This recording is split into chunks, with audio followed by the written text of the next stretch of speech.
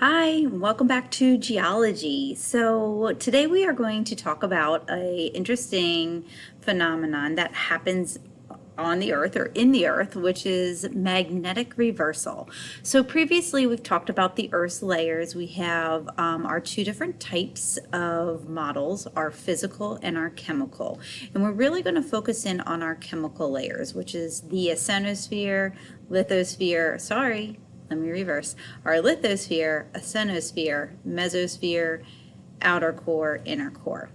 So two things are happening in that we have two layers that are much more of a liquid base than a solid, and they have what we call convection occurring in them. So you might remember back from integrated science where you talked about or were taught about the laws of thermodynamics in which heat transfers, which is conduction, convection, and radiation. So today we're going to be talking about those convection cycles, and you can kind of see that in that first picture here.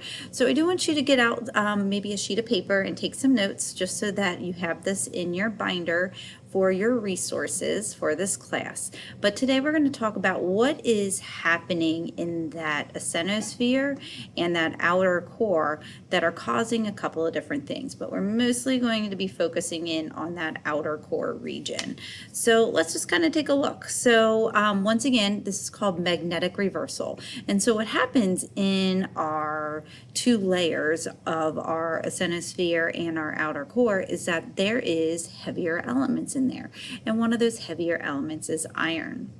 And iron can be magnetized. And so we're going to kind of go through that process here. So you can see this nice, lovely little picture does a great job of showing those convection cells in both the mantle, which I would prefer you to refer to it as the asthenosphere, and then our outer core. And you can see what's happening with convection is warm air rises up, it cools and sinks back down, and then it warms up again, cools, sinks back down.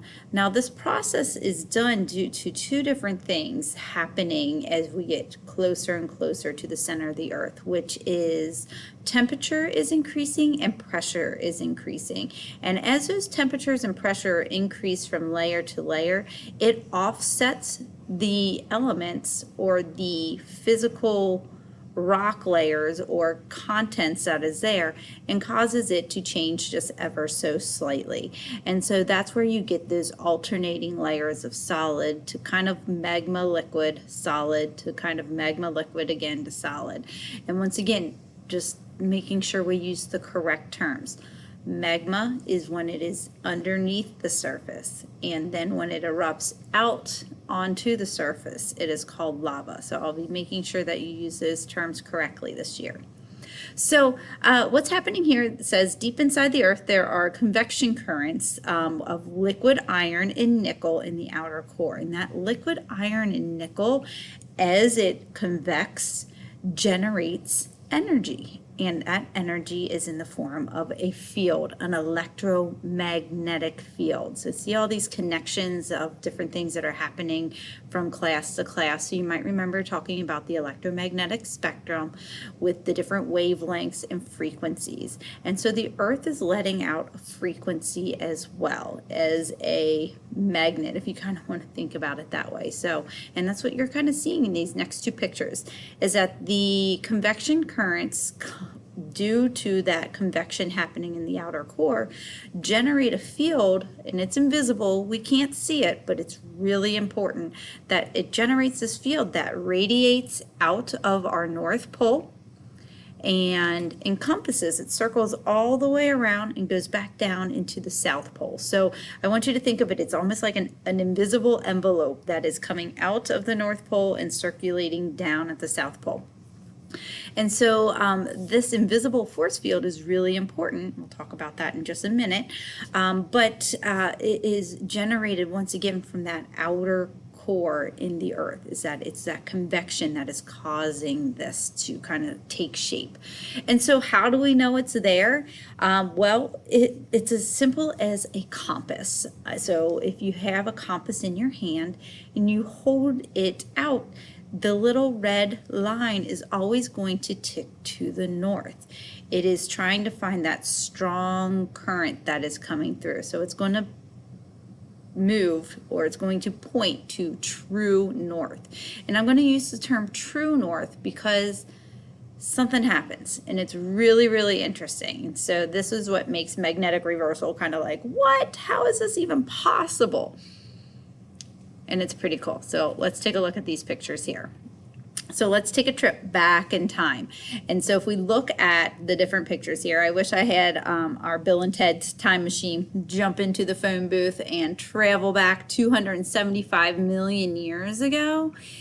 If I had that compass in my hand again and I held it out, the needle that once in 2020 pointed north would point south. And that would be like, what? Why is that doing that? And that there was a reversal, meaning that the convection currently might be moving like this around the outer core, but 275 million years ago, it might have been moving this way. So it flips, and you can see that again. So, and I'll tell you how do we know that? You're probably like, why do we know that? How do we know that? I'm going to explain how and why. So you can see 100 million years ago, it was back to our true north. And then 15 million years ago, it was flipped again. And then last week, today, whatever, it's back to our true north. So it keeps flipping back and forth, and that's where you get the term magnetic reversal. And it happens every couple of million years. So we're actually in a process right now where it is slowly weakening ever so slightly. So the idea is we don't really know why it happens. But for whatever reason, the convection in the outer core does sometimes slowly slow down and then picks back up and goes back the other way and flips. And once again, that's what we call it, the reversal. So no one exactly knows, but we can prove it because it's in our rock layers. And we'll be able to look at that here in a minute when I jump over there. So there's no pattern to the frequency of the magnetic reversal. Sometimes it's 100 million years, sometimes it might be only 20 million years, or sorry, 20,000 years or something. So there's not an exact like, okay, on October 17th, 2020, the Earth's magnetic field is going to reverse again. It's not that exact. But you'll find in geology is that sometimes when we're talking about time frame, it can be a really big range because things happen so slow on the Earth. So the Earth's most recent magnetic reversal took place about 780,000 years ago. Once again, we can find that in the rock record. It's the last time that we can see some particles pointing south. And this is a new phenomenon. If you look, it was discovered back in 1906, and most people were like, that's crazy talk. So it wasn't really accepted until the 50s, but now we definitely know it's a thing. So I'm going to jump over here first. So how do we know the rock layers are showing us that the magnetic reversal has occurred in the outer core? And it has to do with our one type of rock that we'll talk about next unit, which is called basalt, which is an igneous rock that normally forms at the bottom of the ocean. Or sometimes it can form very quickly on the surface when lava is erupted very fast. See how I use the term lava there? And cools really quickly. Within basalt, there is a mineral that is very magnetic. I bet you can guess what it is. Iron. And what happens is that those iron particles are going to align to our magnetic poles, meaning that they're acting like small little compasses. So if we have little iron particles in them, if we were to hold that iron particle close to the basalt, it should align with the particles that are actually in there. And that's what scientists started to do. They took samples of iron-rich basalt and they placed it next to a compass, and this is kind of what this is talking about here, and they were able to figure out that sometimes the particles pointed to the true north, and sometimes the particles pointed to the true south. And so it kept flipping back and forth. So when they started to map this out, and that's what this picture over here is, of geologic time, so we always start at the bottom is the oldest, and you can see that here 4 million years ago in the Neogene period. We'll talk about this in the Quaternion period. This is our most recent period, which is a part of one of the eras that we'll talk about, but that's the one we're in right now. If we take samples way back into all these layers, we can see strips or banding of reversal within the iron particles. So, and I'm not sure if the diagram tells us exactly. Let's say that the black lines represent north and the white lines represent south. So at this point, if I were to hold a compass next to those particles, it would point to the southern hemisphere or the South Pole, and if I were to hold a compass, it would point to the north. So we could see it flipping back and forth. And as you can see, some areas were really, really kind of similar, and then we have a big area right there, and then another small and big.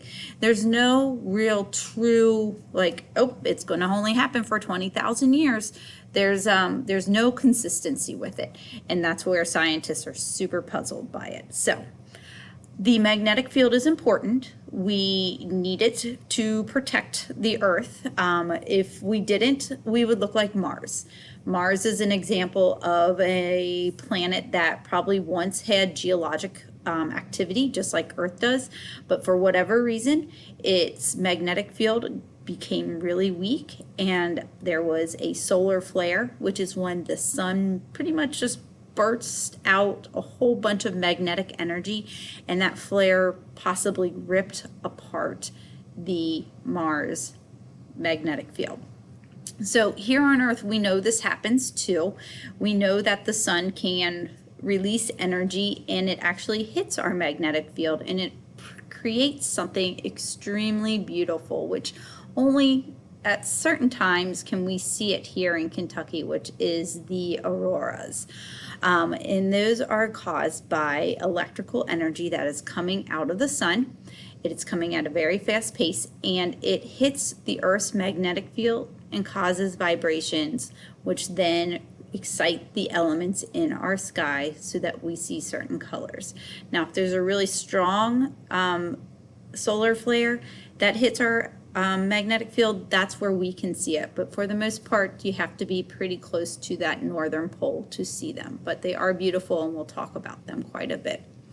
One other interesting fact that I wanted to pull up down here is just the idea that the sun also has magnetic fields. And for those of you that were in my astronomy class, definitely should remember this, is that those magnetic fields are created by the sunspots that are there, and that the sun is going through cycles as well, an 11-year solar maximum and solar minimum.